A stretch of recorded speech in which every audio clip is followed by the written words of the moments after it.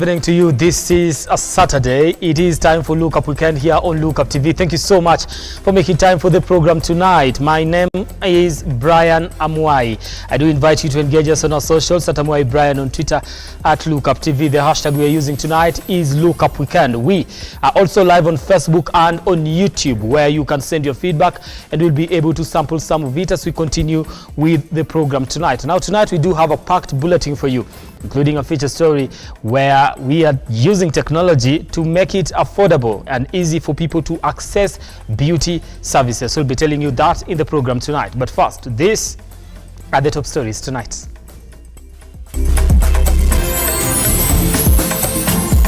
Tonight on Look Up Weekend, 6 people drowned in an underground water tank as they danced at a wedding in Ruiru, Kiambu County. Also tonight, fine brother, how are you? Kenya and South Sudan keen on pursuing joint infrastructure projects to boost trade as President William Ruto meets South Sudan President Salva Kiir. And at the touch of a button, you can access your beauty services. Tonight we tell you how Irene Kieru is revolutionizing the beauty industry using technology. Let's start the program tonight. President William Ruto has called for the Republic of South Sudan to maintain peace, which is crucial for the entire East African region. Now speaking while he hosted Salva Kiir at State House Nairobi, President Ruto says Kenya will remain available in efforts to foster peace in the region. Now the two heads of state agreed to fast-track the LAPSSET project while also undertaking to work on a joint fiber network connectivity project that will go a long way in creating jobs for the citizens of the two nations. Here is the story with Henry Tender. While hosting South Sudan President Salva Kiir at State House in Nairobi, President Ruto has lauded strong bilateral relations enjoyed by Kenya and South Sudan and says such healthy engagement plays a critical role in fostering mutually beneficial projects. These relations, the two nations say, should be cultivated even further for economic development. It is my commitment that we want to improve, scale up, deepen and widen the relations between our two countries.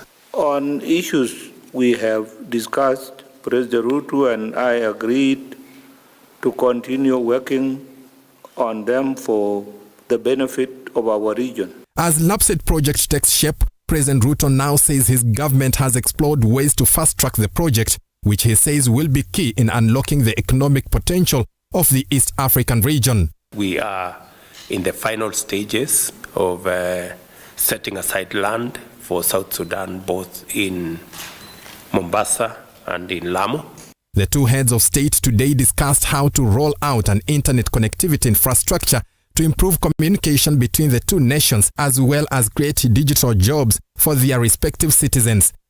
The digital space, internet and fiber optic and what comes with it is really the future, both for Kenya and for South Sudan. And the availability of that digital infrastructure is good for our countries, for our young people, for entrepreneurship, for learning, and for many other things, including delivery of health and public and government services. As Kenya looks set to host climate change conference, the two heads of state want African region to seize the opportunity to advance long-term solutions against the effects of climate change. The conference has been organized properly with input from across the continent.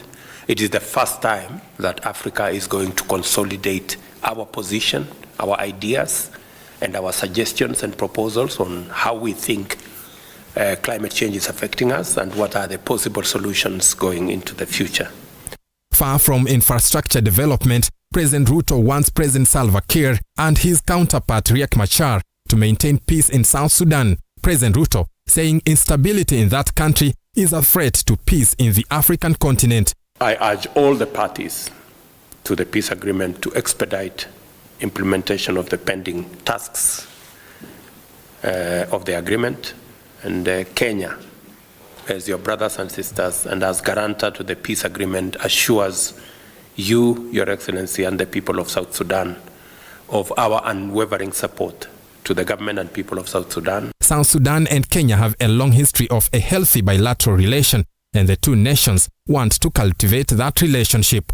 Henry Tende, Lookuptv. Henry Tende for that particular report. Moving on, the wrangles within the UDA party in Kisumu continue to deepen. Now, speaking to the press, the members of the party in Kisumu have blamed ICTC's Eliud Owalo for overlooking them while giving out opportunities and instead focusing on ODM members in the county.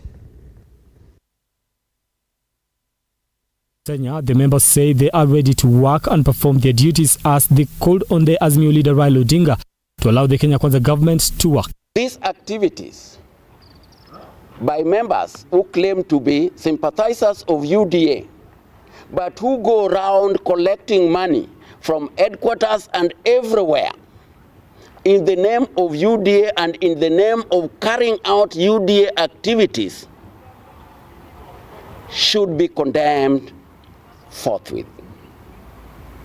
And we tell them not to undermine UDA. We know their agenda. I would challenge Raila Odinga to tell us, to come out openly and say if there is democracy in Luoland. At the same time, John Odenyo, one of the leaders of the UDA party in Nyanza region, has asked the CS for ICT, Eliud Owalo, to stop awarding people who are not from the party government posts, asking Owalo to respect the leaders elected in that office. Eliud has taken members of UDA, not just in Kisumu County, but in Luo Nyanza, genuine grassroots members, as nothing, as non-entities. And when the president asks him to recommend people for appointment, Eliud does pick ODM members to give them positions. On his part, youth leader in UDA party Kisumu County, Stephen Odur, has advised youth not to get involved in anti-government activities, as he encouraged them to appear and submit their complaints in the offices of the party. Mavijana imefika wakati kufanya kazi na serikali, na mtu yote mwenye atakuja kuinterfere na vijana kufanya vitu zao, hatutakubali hata kidogo. Now, as Kenya celebrates the gains of devolution 10 years on. Now, the just concluded devolution conference held in Eldoret highlighted county government's achievements, challenges and future prospects. Our reporter Amina Abdirahman was in the streets of Nairobi today seeking your opinion on the benefits of devolution. The just concluded devolution conference held in Eldoret, Uasin Gishu County, themed 10 years of devolution, the present and the future, highlighted achievements and challenges of devolution. From a personal point of view, has devolution benefited you? I believe devolution has helped. We have seen tremendous growth in each and every county. Of course, there is challenges such as corruption, obvious, things like ghost workers, etc., etc. But so far, you see counties from the north, they have developed, and some of the funds have been utilized for better things like providing water, and then you can see also rising up of the county hospitals. The issue of devolution may create employment to the lower level. Kuna vijana wengi wamepata kazi kule chini kwa counties. It may create some opportunities for vijana. Kuna kazi ndogo ndogo zinafanya kule chini ambazo initially in the previous 10 years kabla ikuja ikuwa inafanyika. Hiyo ndio kitu ya kwanza. Chances za biashara zimepatikana. Although kuna challenges. Ukifanya kazi na county kulipwa, it takes a lot of time kama contractors. Before the promulgation of the new constitution, there was wizi. Pesa ilikuwa inapotea sana. But for now, when there is corruption in the government, we know, is it in the county government or in the national government, or we are able to know and to track this money that has disappeared. It is in whose office that this money has disappeared. It is also arguable whether devolution has lived up to its fullest potential. The thing that I can say, according to me, best, nothing. I have seen nothing, because even this money, small money for giving small children going to school, there is different. I haven't seen even much. For many Kenyans, we must continue to collectively utilize our resources as well as consolidate our democracy. Amin Abdurrahman, Lookuptv. Right, now that is Your Opinion Matters with Amina Abdirahman, just seeking to hear what you have to say as far as the benefits of devolution is concerned. We did mark 10 years of devolution in the country, just concluded yesterday in Uasin Gishu County. Away from that, division has risen among farmers in the Pakera irrigation scheme following allegations of discrimination of a section of them. Now the farmers have greatly protested the new water usage proposed by laws, which will lock out many hardworking farmers from water access. Wairimu Wasike now reports.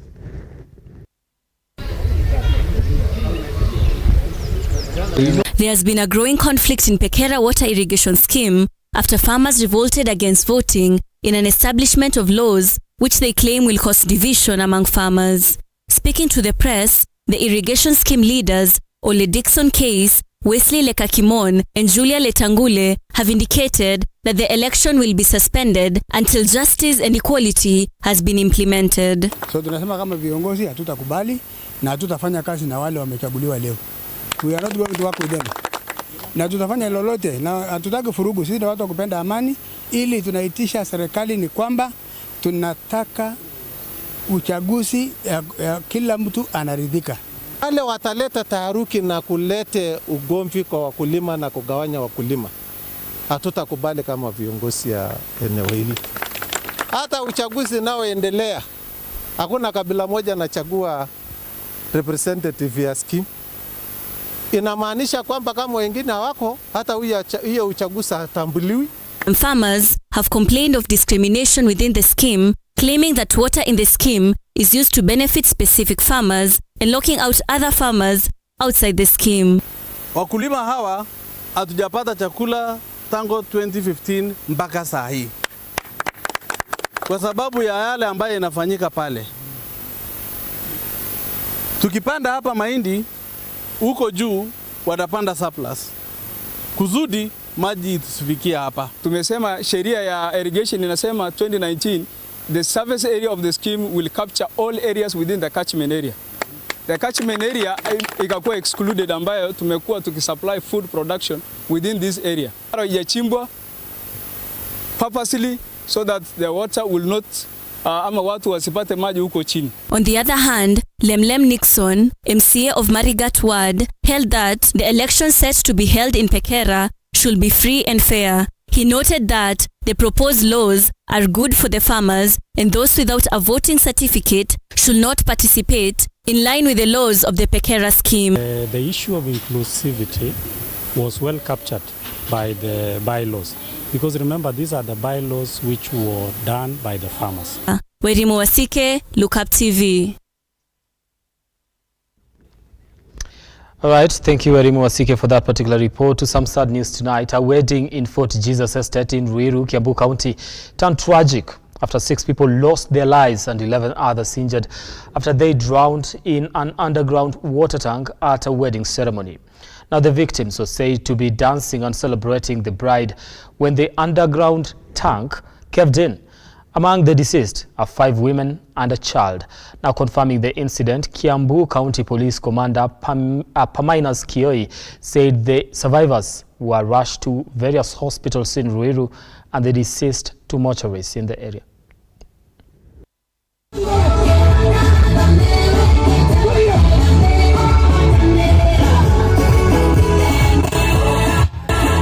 I would like to confirm that this morning we had an incident at around 11 a.m. whereby we had a group of people who are coming to pick the bride so that they can go and celebrate a wedding. It happened that as they entered this compound, they happened to step on top of the bowl, which you have seen there. 17 of them were stepping on that, the top cover of the bowl. And unfortunately, it collapsed due to the weight. I want to confirm that out of that, we have confirmed that the total number of the ones who entered into the bowl was 17, and we have already lost 6 lives. It's so unfortunate, and I'm sending my condolences to the bereaved families. Among them, we have 5 females and 1 child who was aged 16 years. The others, the survivors, have been taken to different hospitals within Loiro. That is Princeville Hospital, Loiro County District Hospital there, and the child is in Kayuri Referral Hospital. Right, we do feel sorry for the families that are going through this particular loss at this particular time. Right. We want to take a short break on that point, and we'll be back in a moment. So do not go too far. Continue engaging us on our socials. That is at Lookuptv on Facebook and on YouTube. Be sure to send your feedback on those particular social platforms. I'll be able to sample some of it as we continue with the program tonight. We take the break. We'll be back in a few.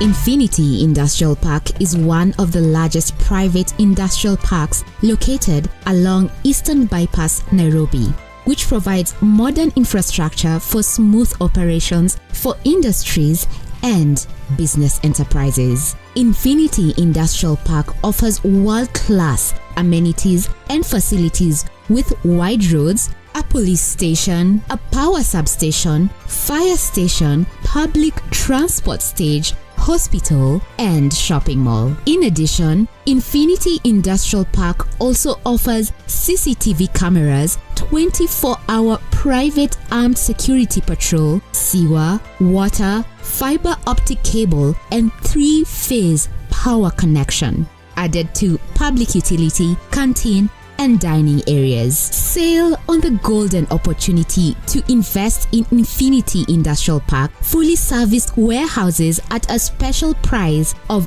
3,569 Kenyan shillings per square foot. For more inquiries, visit our website infinityindustrialpark.com.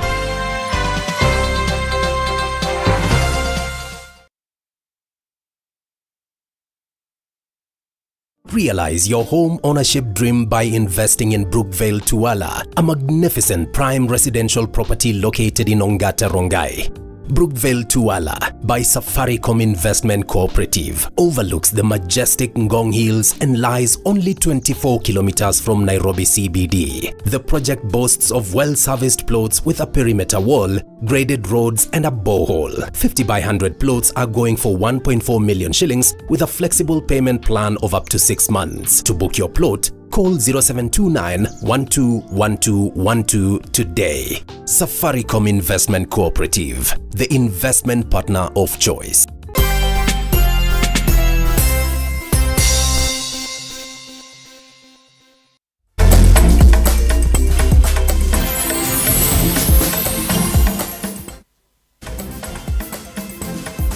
Thank you so much for staying with us here on the program tonight. This is Look Up We Can. Let's continue with the news. Now, a widow in Leseru, Uasin Gishu County, is living in fear of losing her inherited land after threats and frustrations by the area chief and officials who she accuses of plotting to grab her land. Now, the woman is now calling on the government to aid her to live in peace and restore her dignity. It is in Leseru village Tarbo in Uasin Gishu County where we meet a middle-aged widow, Seli Tanui. She speaks of the horror she is going through under the chief and the officials who she says are using the authority to grab a piece of land which she inherited from the parents of her late husband. Kwa ndoa yangu nimeishi hapa miaka 33 years kuanzia wakati huo, na tangu nikuje sijawahi ona mtu mwingine, ngawaje nilikuwa najua kuna mama alikuwa ameoleka mbeleni.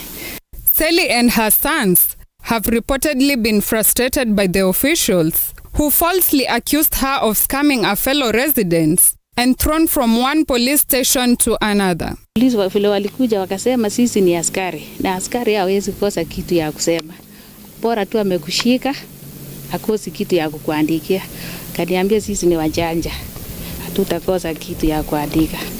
Sasa hiyo nikawajana na hiyo.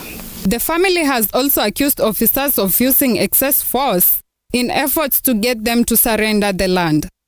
Sasa mnanipimia shamba kama 8 na hiyo shamba ni ya 8. Wakasema, wakaniambia sawa, hiyo ujinga yako tutamaliza leo hii. Askari akaniambia mimi ni yule mbaya, sisi ni wale wabaya. Tumekutafuta na tumesikia maneno yako kwa muda. Tutakuangaisha mpaka ile sehemu ya shamba yenye utakatiwa. Utauza ukifanyia magezi mpaka ishe. Nikamwambia makosa yangu ni nini?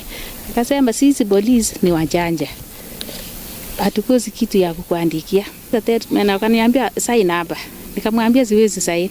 Akasema utasign. Nikamwambia hapana, siwezi sign. Sasa askari mwingine mwenye alikuwa anajiita detective akakuja akaniwekelea hapo bunduki. Akaniambia nitakumaliza. Mimi niko ninakuwa tu saa hii.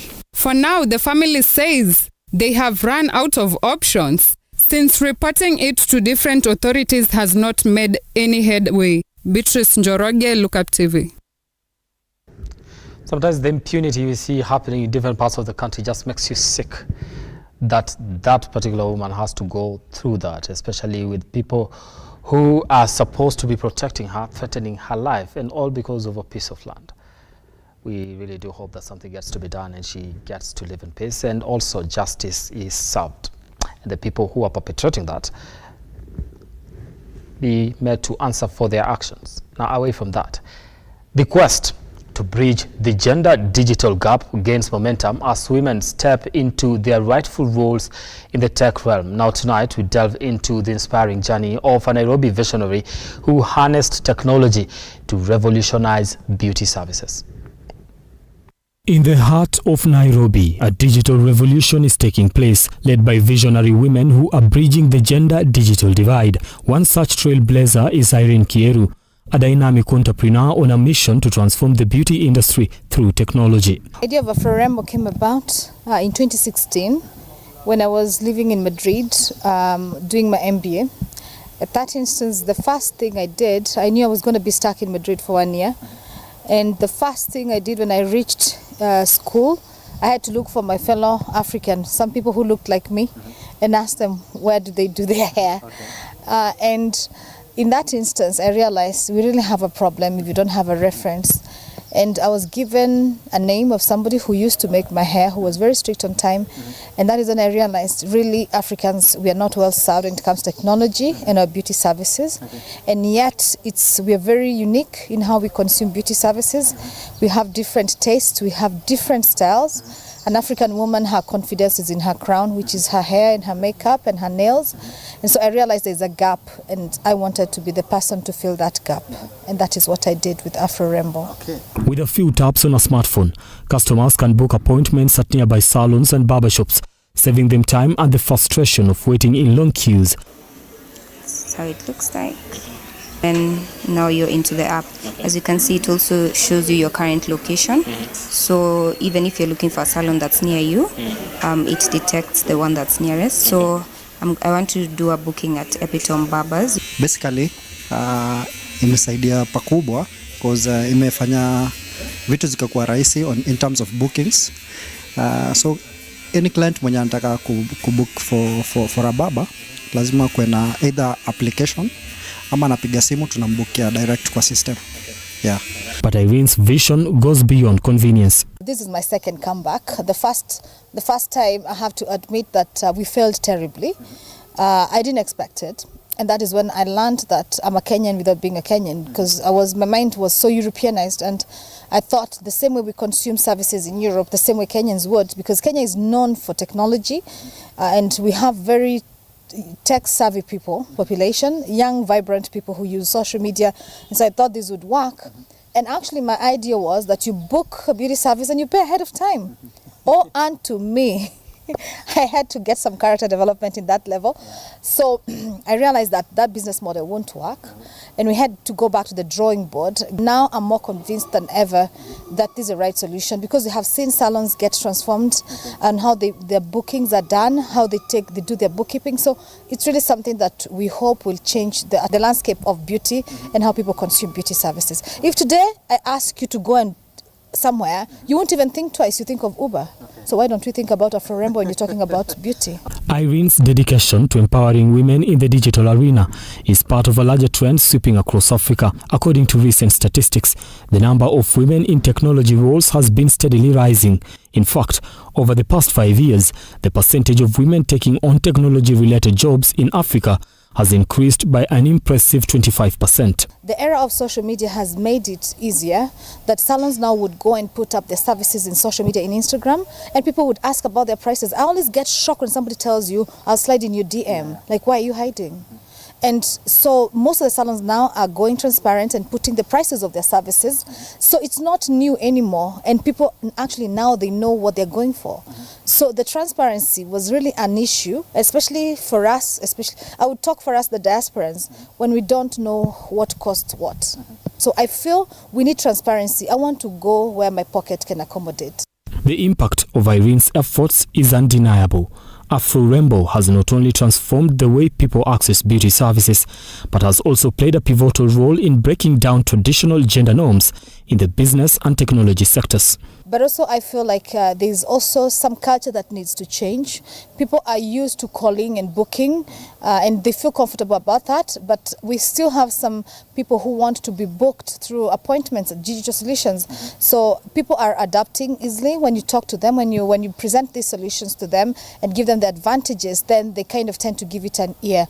Irene Kieru, a beacon of change, is not just revolutionizing the beauty industry. She's also championing the cause of women in the digital space with her unwavering commitment and innovative spirit. Irene is proving that when women are given the tools and opportunities, they can bridge any divide and create a future that knows no limits. Brian Amwai, Lookuptv. All right. Away from that, Kirinyaga Women Representative Jerry Maina has launched an economic empowerment program which is set to benefit women, youth and the people with disabilities across the county.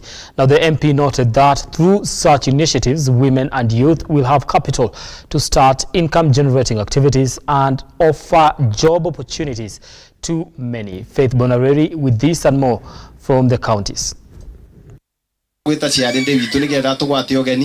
Women, youth and PWDs group from Kirinyaga County will benefit from Tupange Kesho Economy Empowerment Program that is funded by NGAAF by helping women and youths to start income generating activities. Mimi nataka niombe kina mama nikiweza kuleta hiyo pesa kwenye kikundi chenu, mimi naomba mfanye biashara, mfanye table banking ili next time nikija nipate ya kwamba nyinyi mmeweza kupata pesa zaidi na niwaletee check nyingine hata ya Hustler Fund na Uwezo, na niwashukuru wana Kirinyaga.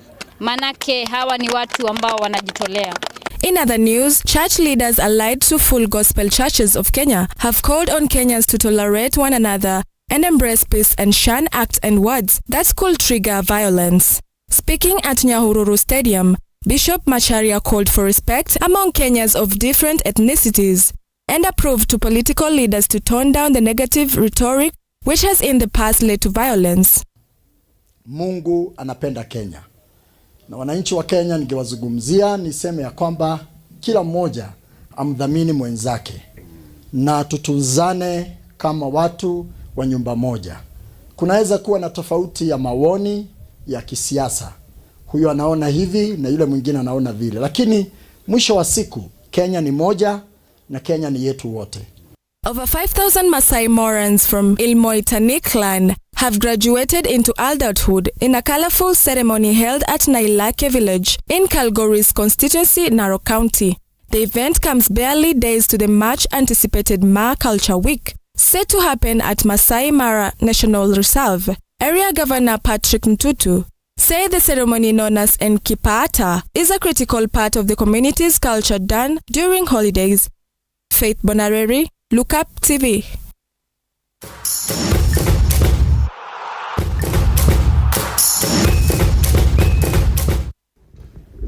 Right, that was Faith Bonareri with the county news. All right, now we get to sports tonight.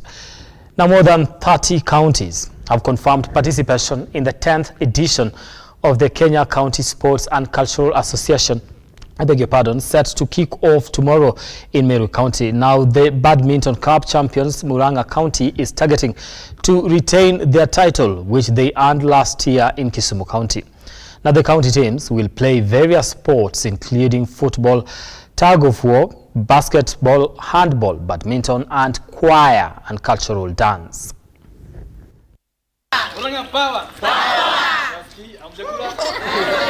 Matumaini yetu ni kwamba wao wataleta trophies hapa na tumewaprepare vizuri na tuko na hakika kwamba watashinda. Kama vile tunajua hawa ni watu ambao wanajua kufanya kazi na pia wako na talents. Tunawasupport ndio waweze kuguza mambo yetu ya Murang'a. Siku ya leo tumetuma we have more than 10 disciplines ambao tumetuma pale Meru. Wakati tulikuwa Kisumu, sisi tulikuwa number 1, so we are the defending champions. Even this year we are coming to Meru and we know we are going to win. We are fully prepared and we really thank you, our governor, for the support he has given to us since the preparations, starting from the coaches, starting from all the requirements that we have needed, they have been provided by the county. And we are expecting by the time we are going to Meru, we are going to bring better results since we have more prepared than ever before. And even the support is more than we have been given previously. So we are grateful and we expect better and good results than previous. Kenya national ladies volleyball team Malkia Strikers have registered a third win in a row after beating Uganda's Lady Cranes 3-0 now in the Group B African Nations Championship. Now, Malkia Strikers captain Sharon Chepchumba made her first appearance in the competition after suffering an ankle injury. Now, the Paul Bitok-led team are on top of the league, League B rather, and they will face Morocco Friday next week in Yaoundé, Cameroon. It's a long competition, and today we got the third win. And yesterday we were watching Morocco play Uganda, so we collect material data to analyze our opponents from today, and we did share our thoughts about the match with the team, and I do think the team respond well.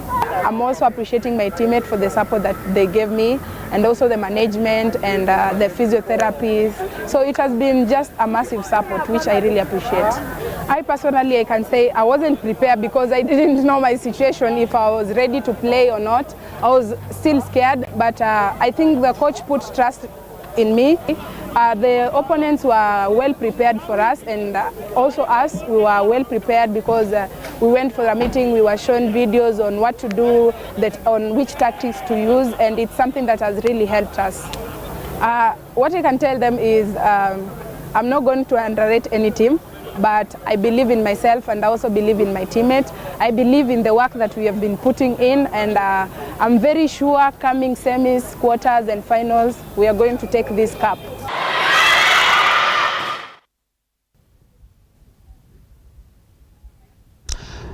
All right. Moving on, FKF Mozart Bet Cup champions Kakamega Homeboys have recorded a barren draw against Al Hilal Benghazi of Libya, now in a match held at Nyayo Stadium today. Now the Homeboys will jet off to Benghazi, Libya for a return match where the winner will face Rayon Sports of Rwanda in the second qualification round.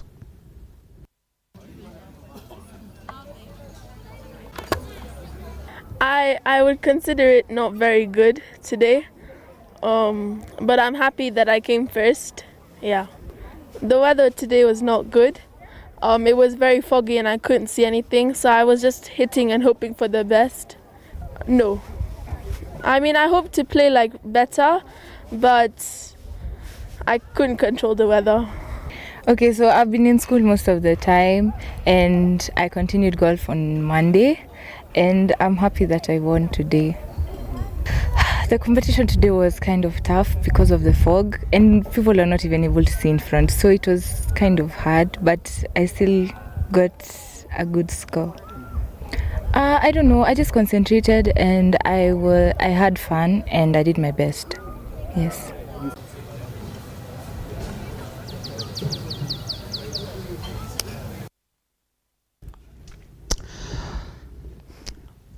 Okay, now I believe doing sports tonight, still on the bulletin tonight on Matter Sports. Now the Junior Golf Foundation local tour has made a comeback at the Limuru Country Club, attracting over 100 golfers.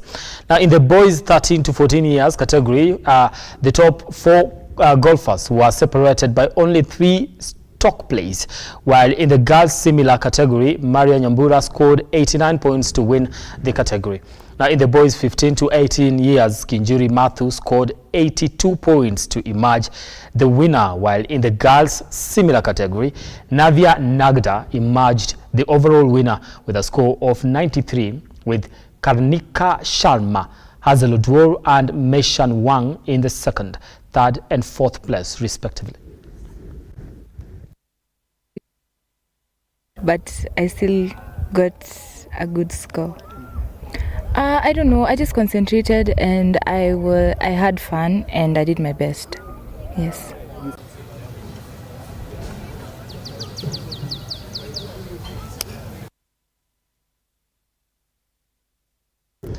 Okay, 3, 2, 1, Amwai on air. We continue the program tonight. This is our last story on sports. Mbakasi Central Member of Parliament, that is Benjamin Gadhiru, on Saturday presided over the awarding of CAF D certificates awarded to 30 coaches in the constituency. The MP has affirmed that he will continue to use NGCDF funds to nurture sports talents and keep crime among the youth at bay.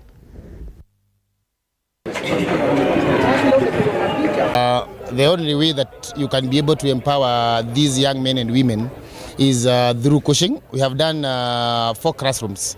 Last time we did 30 referees and 30 coaches football, and also 15 basketball and coaches and 15 referee basketball.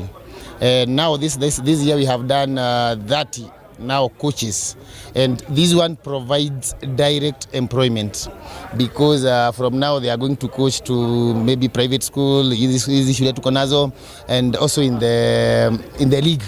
The federation has already set some requirements in terms of which qualification you need to coach a Premier League team, and it's a CAF B. Now going down to the lower tiers, we are going to cap, so that we lock out anyone who didn't attend a class or doesn't have a certificate.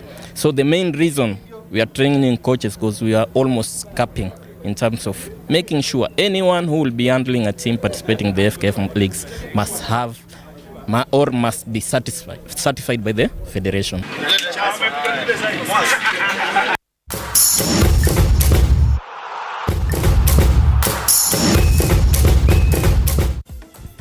40 minutes past the hour. It has been a pleasure and an honor to bring you up to date with the news making headlines across the country tonight. My name is Brian Amwai. I do want to wish you a very lovely night. For those who are going to sleep and having chapati for supper, because I believe most houses here in the country, Saturdays are usually for chapos. Now listen, for those who are going out tonight, I do wish that you take care of yourselves, and yeah, let's do this again next time. You have yourselves a lovely night. Like I said, I'm Brian Amwai. Bye.